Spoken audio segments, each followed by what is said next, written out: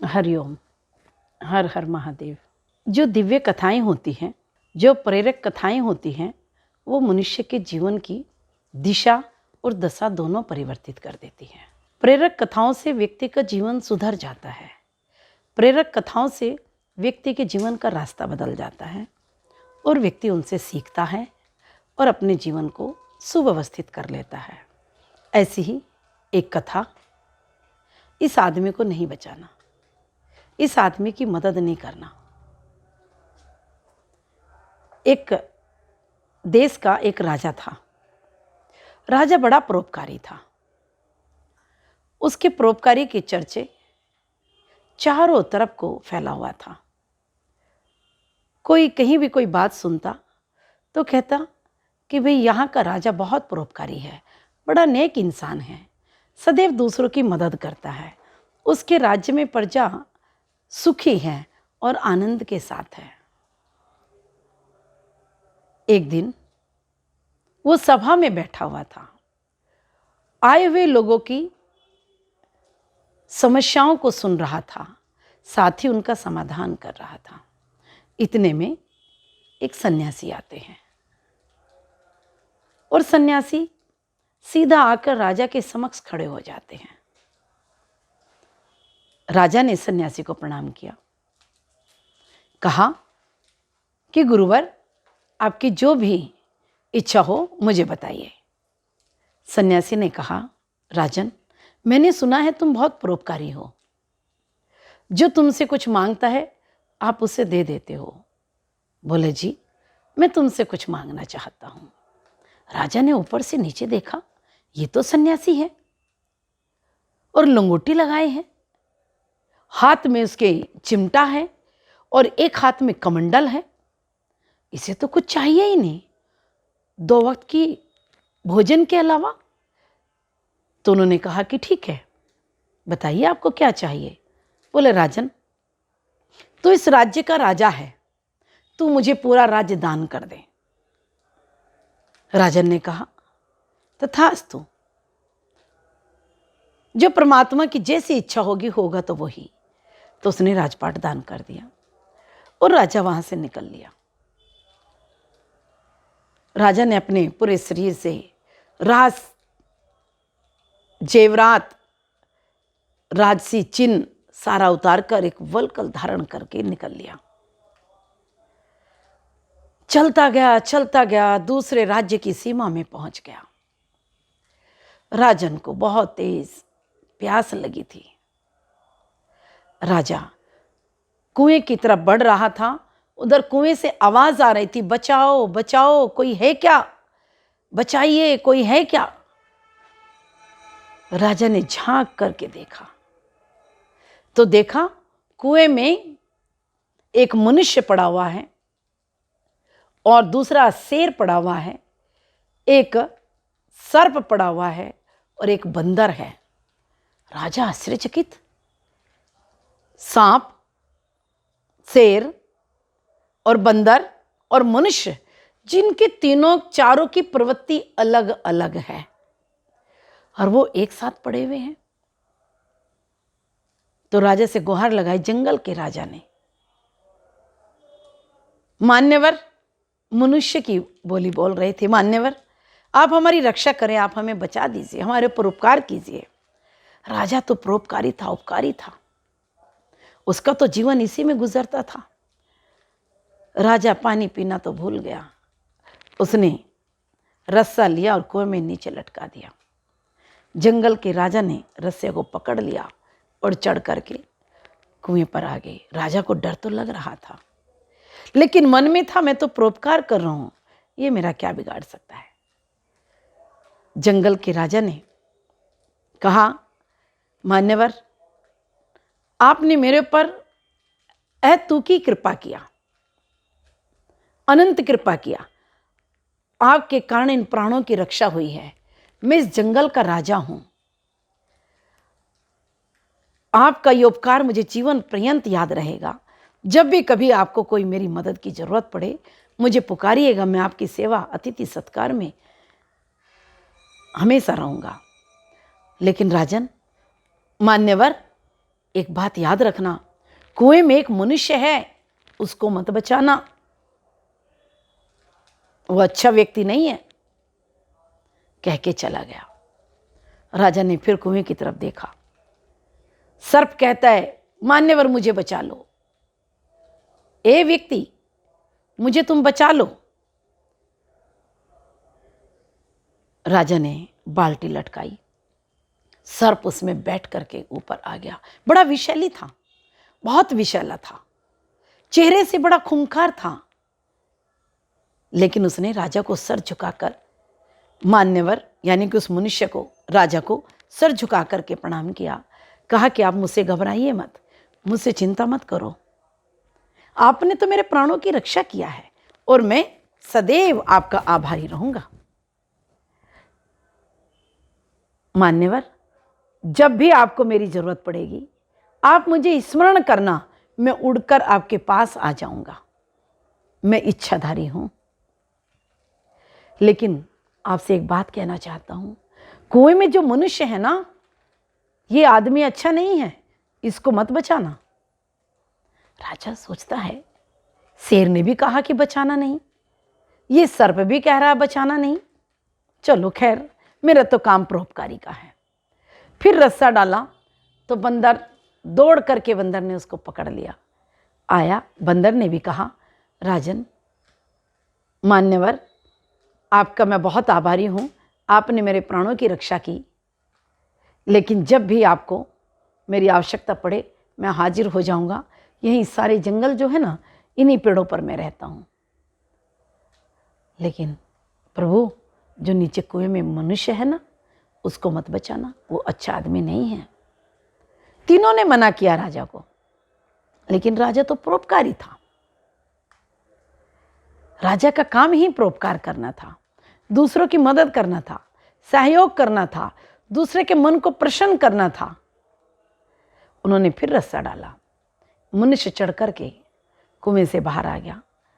उसने राजा को प्रणाम किया और कहा, बंधु, मैं यहीं पास के गांव में रहता हूं और मैं सुनार हूं, आपको जब भी मेरी आवश्यकता हो आप मेरे गांव पधारिए और मेरा अतिथि सत्कार मैं आपका करना चाहता हूं। आपने मेरे प्राणों की रक्षा किया है, मैं आपका ये जीवन भर एहसान नहीं भूलूंगा। ऐसे करके उसने भी अपना रास्ता लिया। राजा ने वहां शीतल जल पिया, शीतल जल पीकर बैठे और फिर चलने लगे।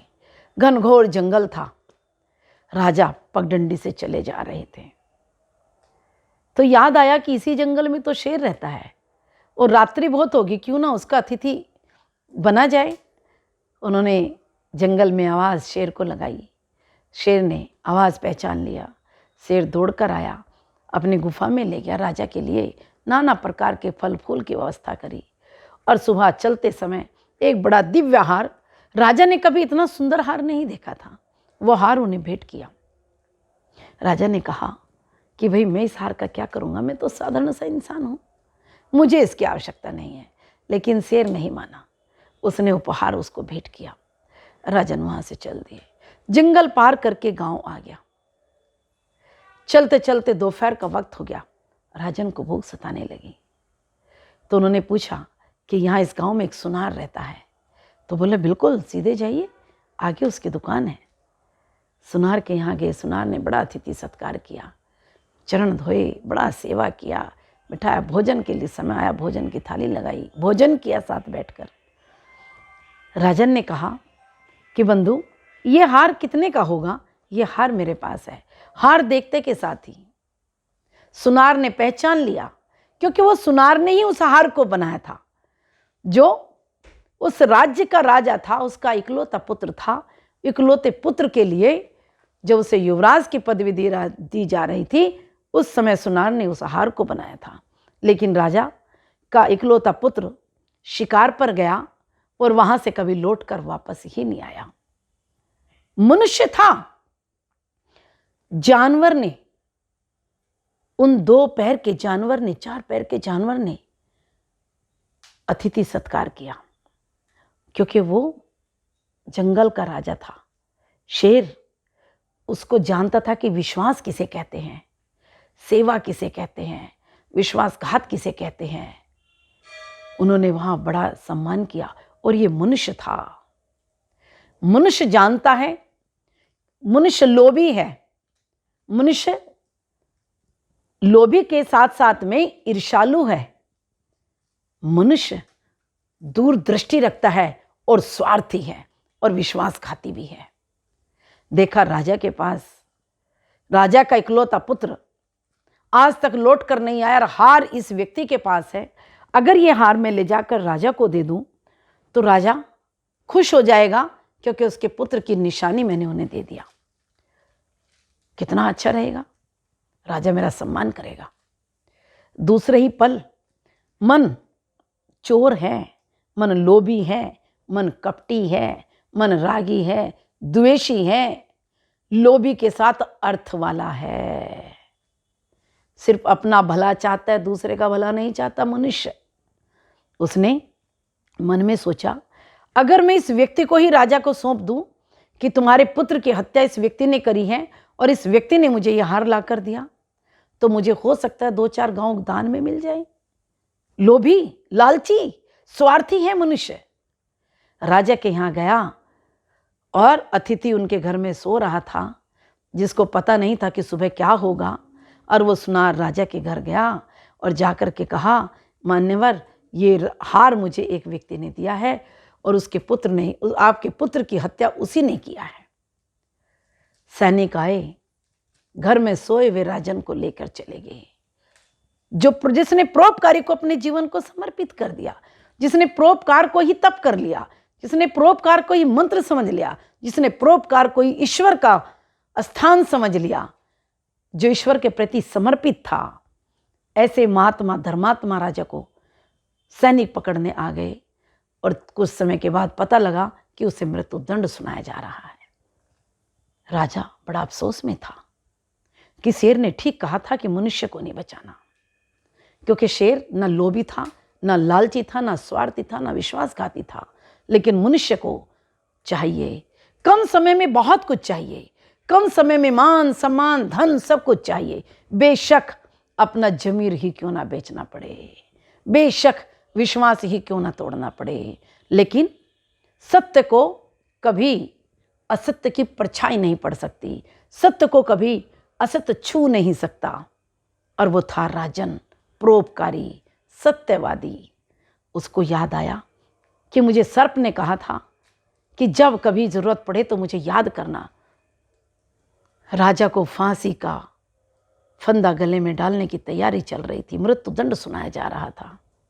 उधर राजा ने सर्प को याद किया। सर्प उड़ करके राजा के पास पहुंच गया। वहां का सारा विगहम दृश्य देख करके सर्प सब समझ गया। सर्प ने कहा, बंधु तुम चिंता मत करना, तुम निष्पापी हो, तुम विश्वासी हो, परोपकारी हो, तुम्हारे साथ ईश्वर चल रहे हैं, तुम चिंता मत करना। इस सुनार ने जो षड्यंत्र किया है इसका पर्दाफाश होगा। मैं कुछ समय पश्चात राजा यहाँ आकर बैठेगा और फांसी अपने सामने आपको देगा, उससे पहले मैं उस राजा को डस लूँगा, राजा के प्राण चले जाएंगे। और मैं तुम्हें एक दिव्य मंत्र बता रहा हूँ, इस दिव्य मंत्र के बोलने से राजा के प्राण वापस आ जाएंगे। फिर राजा आपके साथ मित्रता करेगा। फिर आप राजा को सारा इस सुनार के षड्यंत्र के विषय में बताना, फिर उस सुनार को सजा मिलेगी। बिल्कुल वैसे ही हुआ। सर्प ने राजा को डस लिया और मृत्यु के तख्ते पर खड़े राजा ने उस राजा के प्राणों की रक्षा उस मंत्र बोल करके उसकी जीव की रक्षा किया, प्राण बचा लिए, दोनों में मित्रता हो गई। तब जाकर सुनार का षड्यंत्र का पर्दाफाश हुआ। कहने का तात्पर्य यह है कि जीवन में उस व्यक्ति से मित्रता करो जो विश्वासी हो, जो परमात्मा के करीबी हो, जो द्वेष ना करता हो, जो राग द्वेष से परे हो, जो लालची ना हो, जो अपने जमीर को ना बेचता हो, उसके साथ हमें मित्रता करना चाहिए। अन्यथा ऐसे मनुष्य का संग ना करो, अच्छे मनुष्य का संग करो जो सत्संग बन जाए, ऐसे मनुष्य से दोस्ती करो जो परोपकारी हो, सेवाभावी हो, स्वाभिमानी हो। अहंकारी कभी अपने अहंकार से समझौता नहीं कर सकता। उस समझौते में अपने भले के लिए दूसरे के प्राणों को भी वो नहीं छोड़ता है और स्वयं अपने प्राणों की आहुति दे देता है। धन्यवाद।